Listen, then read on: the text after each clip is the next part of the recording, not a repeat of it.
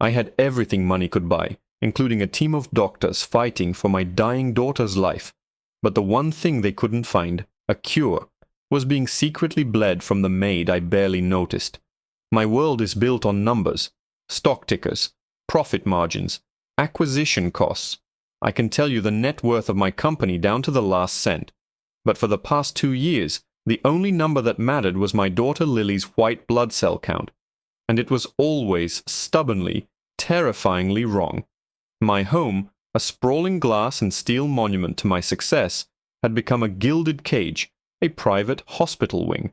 The East Wing, with its panoramic views of the city I practically owned, was now a sterile white space, filled with the quiet, beeping symphony of machines that kept my 8-year-old daughter alive. I hired the best doctors, the best nurses, the best specialists from around the globe.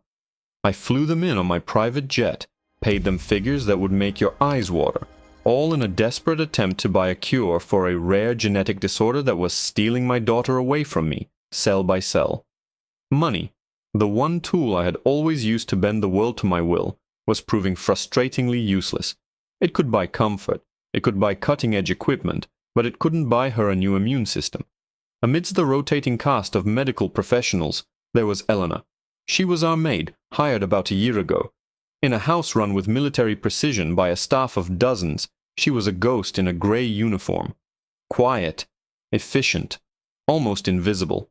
She cleaned the sterile surfaces of Lily's rooms with a gentle diligence, never intruding, never speaking unless spoken to. At first I barely registered her presence. She was just another expense, another cog in the machine of my life. But then I started noticing things. Little things. When the nurses were on their break, I'd see Eleanor through the security monitor in my office, sitting by Lily's bed. She wasn't just tidying up. Sometimes she would read to her from a worn-out book of fairy tales, her voice a soft melodic murmur that seemed to calm the frantic beeping of the machines. Other times she would just sit there, dabbing Lily's forehead with a cool cloth, humming a simple lullaby I'd never heard before. There was a tenderness in her touch, a genuine sorrow in her eyes that I, in my frantic whirlwind of conference calls and expert consultations, had failed to show. I was fighting a war for my daughter. Eleanor was simply being with her. One afternoon I was walking down the long museum-quiet hall towards my office when Eleanor came out of Lily's room, walking quickly. She seemed flustered, and as she hurried past me, her worn canvas bag slipped from her shoulder, spilling its contents across the polished marble floor. I bent down to help her, my usual impatience momentarily forgotten. An apple, a set of keys, a half-empty bottle of water, and her wallet. It was a cheap, faux leather thing, cracked at the seams and held together with a rubber band. It had fallen open, and I couldn't help but see what was inside. There was no cascade of credit cards, no thick wad of cash, just a single crumpled $5 bill and a bus pass, its edges frayed from use. I handed it back to her, and she snatched it away, a deep blush coloring her cheeks. "Thank you, Mr. Blackwood," she mumbled, avoiding my eyes as she hastily stuffed everything back into her bag. She practically ran down the hall, leaving me standing there, staring after her. A strange disconnect settled over me. I paid my staff well above the market rate. There was no reason for any of them, especially one who worked in my home every day, to be living so close to the bone. My mind, trained to see patterns and discrepancies, kicked into high gear. What was I missing? That evening I couldn't shake the image of that pathetic wallet.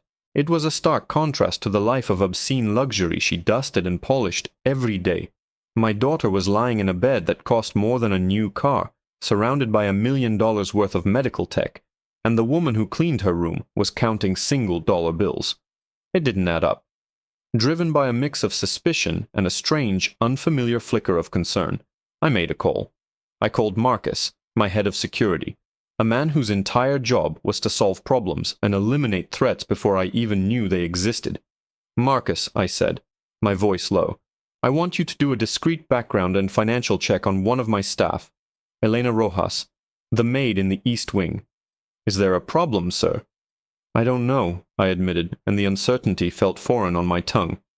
"Something's not right. Just be discreet. I want to know where her money is going.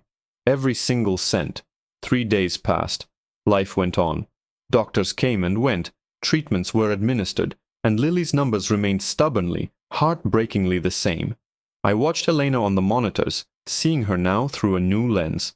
I saw the faint, dark circles under her eyes I'd never noticed before, the way she sometimes skipped the lavish lunches provided for the staff. She looked drained, thinner.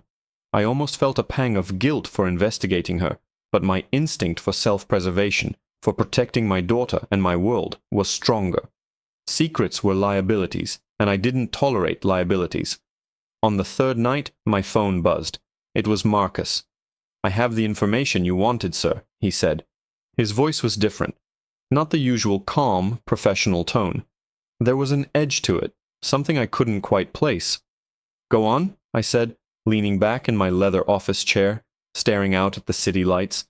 I was expecting to hear about a gambling debt, an exorbitant medical bill for a relative back home, maybe a scam she'd fallen for. Something mundane, something explainable. "It's not what we thought, sir. It's not debt, not family. She lives in a tiny apartment, pays her rent on time, and that's it. She barely spends anything on food. According to her bank records, every Friday, like clockwork, she withdraws almost her entire paycheck in cash. Every single dollar." I frowned. A cash-only life? Hiding something. "That's the thing, sir," Marcus said, and I could hear him shuffling papers on his end. "We couldn't figure out where the cash was going, so we put a tail on her today after her shift. It's strange." He paused, and the silence stretched, heavy and unnerving. "Marcus, what is it?" I demanded, my patience wearing thin. "She's not just poor, Mr. Blackwood. She's making herself poor for a reason. We followed her to a back-alley clinic, a blood donation center. But it's not a normal one. It's an unlicensed experimental facility that pays cash for specialized plasma donations, the kind of place people go to when they're desperate." My blood ran cold. "What kind of specialized plasma?" Marcus took a deep breath. "They're harvesting rare antibodies, sir, for off-the-books clinical trials. We got a name on the research project she's donating to. The project title is Targeted Immunotherapy for Monogenic Disorders." He paused again, letting the words hang in the air before delivering the final, devastating blow. "Sir, that's the exact classification for Lily's illness." The phone felt cold and heavy in my hand. For a full minute after Marcus finished speaking, I said nothing. The city lights outside my floor-to-ceiling windows blurred into a meaningless smear of gold and white. Targeted immunotherapy for monogenic disorders. The words echoed in the cavernous silence of my office, a cruel mockery of the countless similar phrases I'd heard from the world's most expensive specialists. They had all been dead ends, failed hopes wrapped in medical jargon. And now, this phrase was linked to my maid. The quiet woman who scrubbed my floors was apparently connected to the very heart of my nightmare. My mind, a machine built for logical progression, short-circuited. It made no sense. Why would she do this? If she had some kind of rare genetic marker, some miracle antibody in her blood that could help, why sell it to a back-alley clinic for pennies? Why not come to me? I would have paid her millions. I would have given her anything, everything. The disconnect was staggering. It was like watching someone try to put out a forest fire with a teacup when a fleet of water bombers was sitting idle on the tarmac next to them. "Find out everything about that clinic," I finally ordered Marcus, my voice a strained whisper. "Who runs it? Who funds it? And I want the lead researcher's name. Now." I hung up before he could reply. Sleep was impossible. I spent the night pacing my office, the pristine marble feeling like a cage floor. Every quiet beep from Lily's wing was a fresh stab of guilt and confusion. I pulled up Elena's employee file. A blurry photo, a list of previous housekeeping jobs, a simple address in a low-income part of the city. No dependents listed, no clues, nothing to explain the insane, desperate sacrifice Marcus had uncovered. The next morning, I watched her. I didn't go to the office. I stayed home, glued to the security monitors, observing her as if she were a new, unpredictable variable in a critical equation. I saw her arrive, looking paler and more tired than ever. I saw the slight tremor in her hands as she polished a silver frame containing a photo of a healthy, smiling Lily. When she went into Lily's room, she moved with a quiet reverence. She adjusted Lily's blanket, whispered something too low for the microphones to pick up, and then began her work, cleaning the already spotless room with a slow, almost ritualistic grace. Her exhaustion was palpable, even through the screen. Around midday I saw her stumble, catching herself on the foot of Lily's bed. She stood there for a long moment, her head bowed, her shoulders shaking slightly. One of the private nurses looked over, said something, and Elena just nodded, forcing a weak smile before resuming her task. The sight ignited something in me. It wasn't just suspicion anymore. It was a hot, fierce, and utterly bewildering rage. A rage that she would be so reckless with her own health, and a rage at myself for not having seen this catastrophic level of desperation right under my own roof. I'd had enough. I buzzed my head of staff. Send Elena Rojas to my study, immediately. 5 minutes later she appeared at the doorway, clutching a dust rag in her hand like a lifeline. She looked terrified, her eyes wide, darting around the massive room as if expecting to be fired on the spot. "Close the door," I said, my voice dangerously calm. She did, the soft click of the latch sounding like a gunshot in the tense silence. "Sit down." She perched nervously on the edge of a leather chair that was worth more than her entire year's salary. She wouldn't meet my gaze. She just stared at her own worn-out shoes. I let the silence hang in the air, a weapon I'd honed in 1,000 boardrooms. Finally, I spoke. "I know where you go on Fridays, Elena." Her head snapped up. The color drained from her face, leaving it a sickly, ashen gray. Her mouth opened, but no words came out. "I know about the cash withdrawals," I continued, my voice level, relentless. "I know about the unlicensed clinic on the south side, and I know they are paying you for plasma donations, specifically for a research project on targeted immunotherapies for the exact same genetic disorder my daughter has." I leaned forward, resting my elbows on the polished mahogany of my desk, pinning her with my stare. "So, here is my question. Why are you slowly killing yourself in a back-alley blood mill when you could have just come to me?" Tears welled in her eyes, spilling down her cheeks. "Mr. Blackwood, please. I just wanted to help," she stammered, her voice cracking. "I needed the money." "I pay you more than double the standard rate," I snapped, my control finally breaking.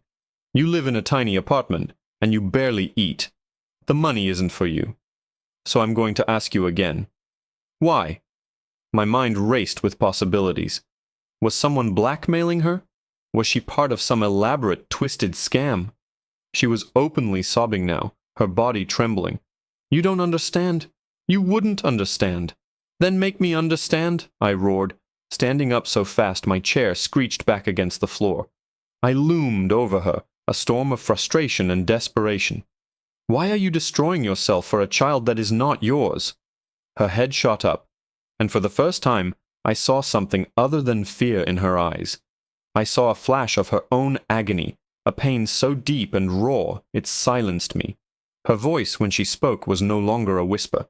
It was a ragged, guttural cry, torn from the very depths of her soul.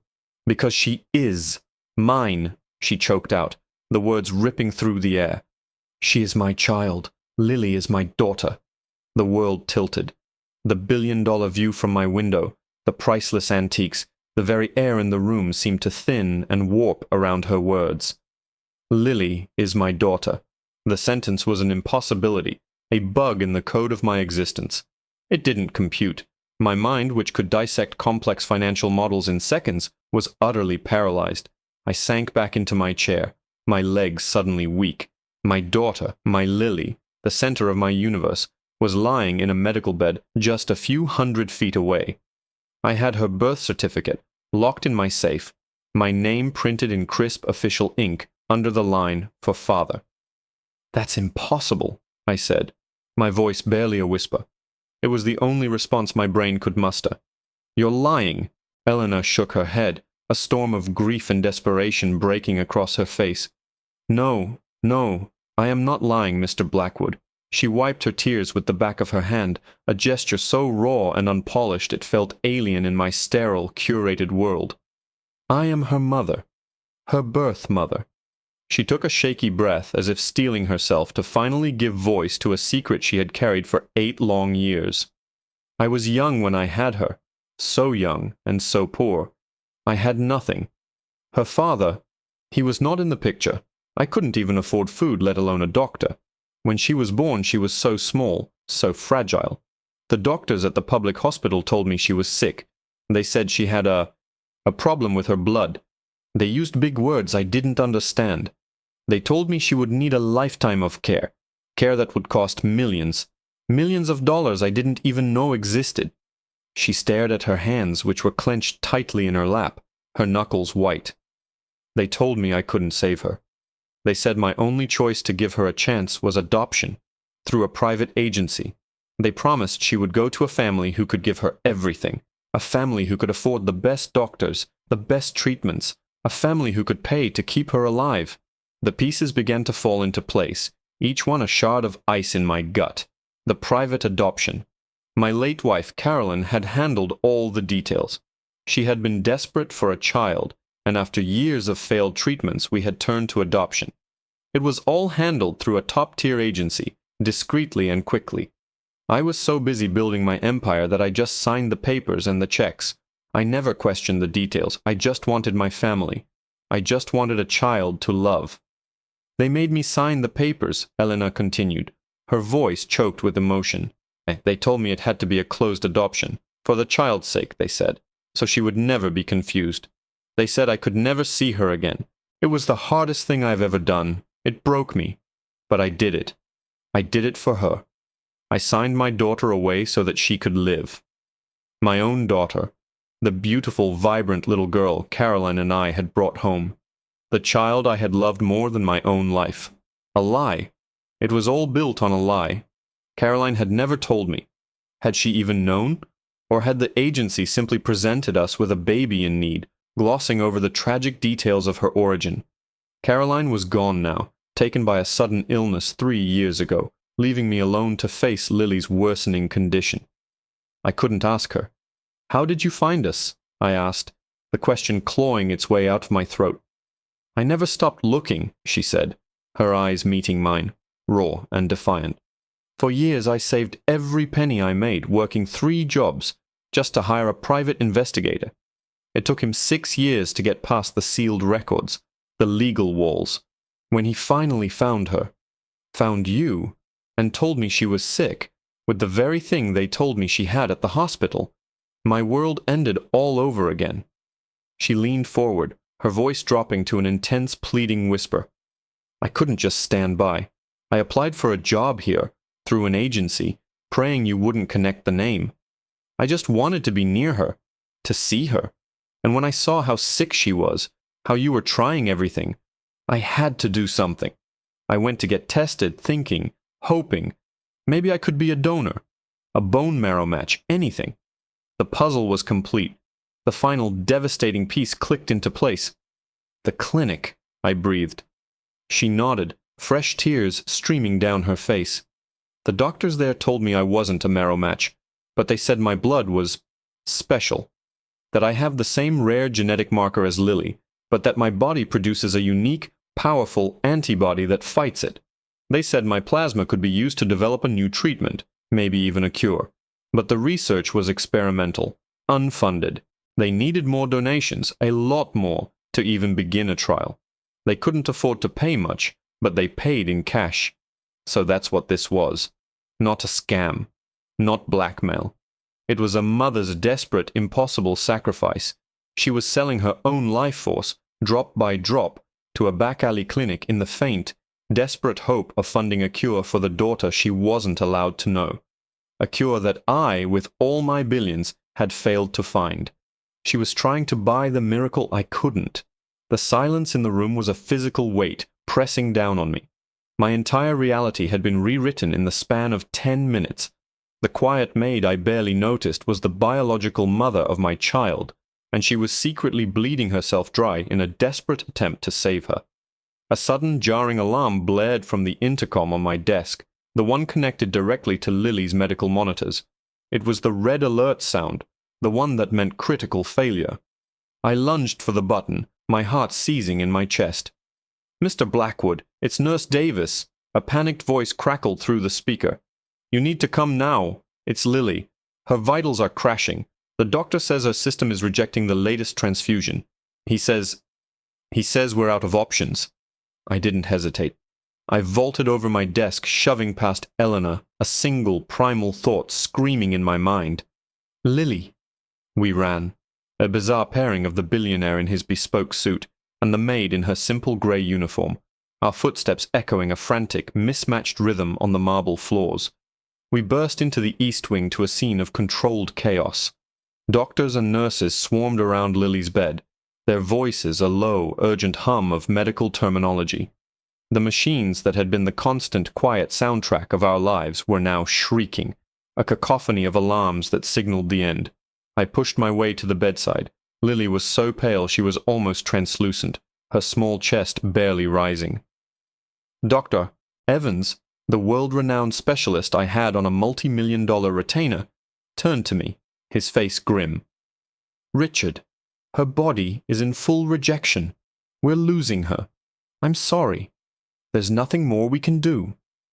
The words hit me like a physical blow. I stumbled back, my legs threatening to give out. Out of options. The three most terrifying words in the English language. After all the money, all the specialists, all the sleepless nights, it had come to this. A sterile white room, a chorus of failing machines, and the end of my world. Then a voice cut through the despair. No. It was Eleanor. She had pushed her way to the other side of the bed, her eyes locked on Dr. Evans. There was no fear on her face, only a fierce, unshakable certainty. You are wrong. There is one more option. Dr. Evans gave her a dismissive, pitying look. Ma'am, with all due respect, you don't understand the situation.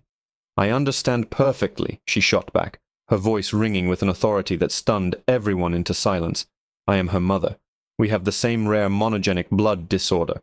But my body produces a counteragent, an antibody that keeps me healthy, a direct transfusion, a massive one. It could stabilize her. It could give her system the antibodies it needs to fight the rejection. Dr. Evans stared at her, dumbfounded. A direct whole blood transfusion from an unscreened donor? That's reckless, it's impossible. We don't even know your blood type. I'm O negative, Eleanor and I said in unison. The doctor's eyes widened. I had remembered it from her employee file, a meaningless piece of data until this exact second, a universal donor. The risk of contamination, of unknown pathogens. Dr. Evans began to argue, but I cut him off. What is the alternative? I demanded, my voice raw. To stand here and watch her die? She has minutes, maybe seconds. We do it. Now. I looked at Elena, and in that moment she was not my maid. She was not a stranger. She was my equal, a co-conspirator in a desperate gamble for our daughter's life. A silent understanding passed between us, a shared terror, and a sliver of impossible hope. There was no more time for debate. The nurses, acting on the sheer force of my command, flew into action. They wheeled in a second bed, placing it alongside Lily's. As they prepped Elena's arm, she never took her eyes off Lily's face. They inserted the needle, and I watched as Elena's blood, dark and rich with life, began to flow through a tube. Another needle went into Lily's tiny arm, and the connection was made. It was a primitive, desperate act in a room filled with the most advanced technology money could buy. A mother, literally pouring her own life into her child. We all held our breath. The seconds stretched into an eternity. The alarms on Lily's monitors continued their frantic screaming. 1 minute passed, then 2. Dr. Evans had his hand on the defibrillator paddles.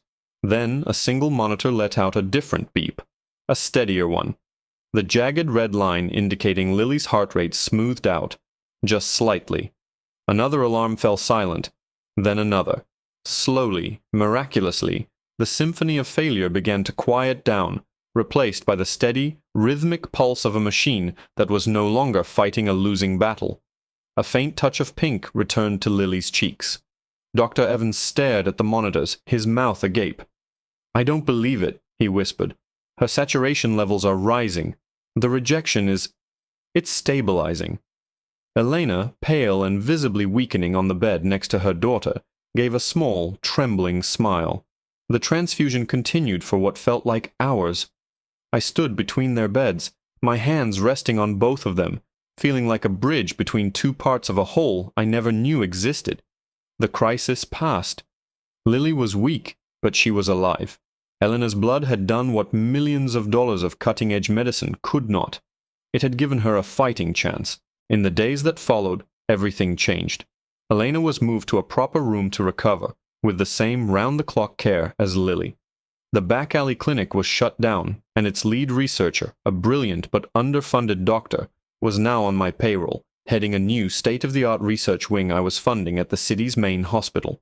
His work, now powered by my resources and Elena's willing donations, was no longer a desperate gamble, but a focused, well-funded path to a permanent cure. When Elena was strong enough, we sat together in Lily's room, who was now awake and breathing on her own for the first time in months. The truth had to be told, gently and carefully. We explained to Lily that she was blessed, that she had two mums, one, her mommy Carolyn, who was an angel in heaven, and another her mama Eleanor, who had given her a special gift to make her strong again.